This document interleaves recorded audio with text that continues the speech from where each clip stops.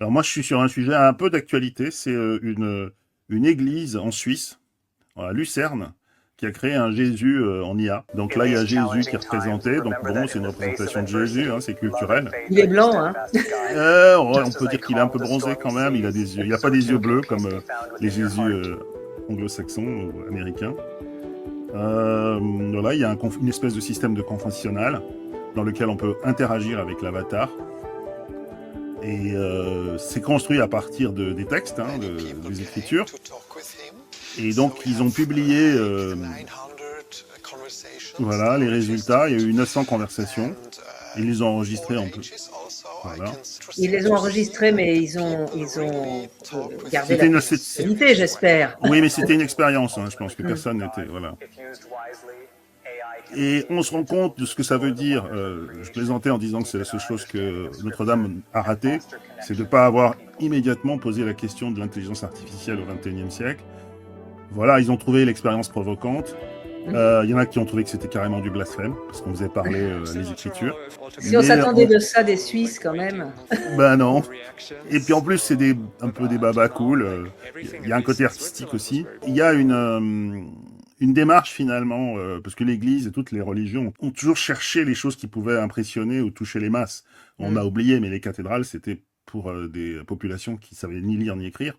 Donc on représentait de manière spectaculaire les évangiles, et on avait des orgues, enfin c'était du grand spectacle quand on y pense. C'est fait pour impressionner et pour transmettre.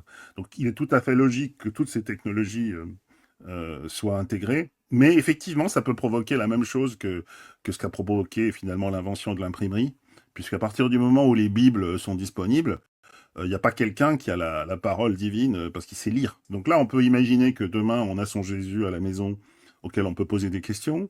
On a une relation directe, comme ça peut exister. Par exemple, les jésuites étaient formés à ça. Mais et puis, qu'est-ce que ça veut dire sur ce que c'est que le texte? Parce que finalement, est-ce que j'ai besoin d'aller le lire alors que j'ai un robot entre les deux? C'est la même question que la... Il y a aussi l'idée qu'on peut parler sans se sentir jugé. Alors, si on est sûr de la sécurité, parce que sinon, on parle à... Même pour moi, c'est la condition substantielle. Hein. Ça, c'est sûr que sans confidentialité, personne n'ira.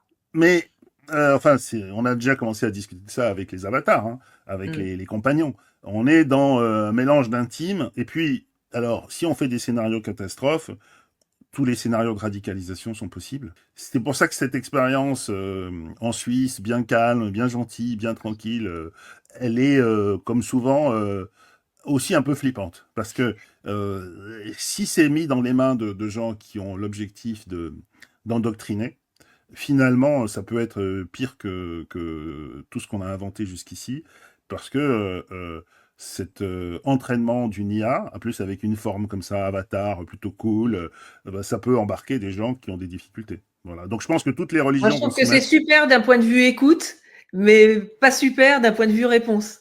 En fait, le fait d'être écouté et de pouvoir parler, c'est vraiment le principe de la confession, de parler sans être jugé et de pouvoir tout dire. Mais ce qui me dérange un peu, c'est la réponse. Voilà. Mais... Et l'enchaînement des réponses. Enfin, c'est ce qu'on a déjà dit sur les IA qui ont emmené des gens vers des voies fatales, des suicides, puisqu'il y a une partie d'hallucination. Qui a écrit ce programme? Qui en est responsable?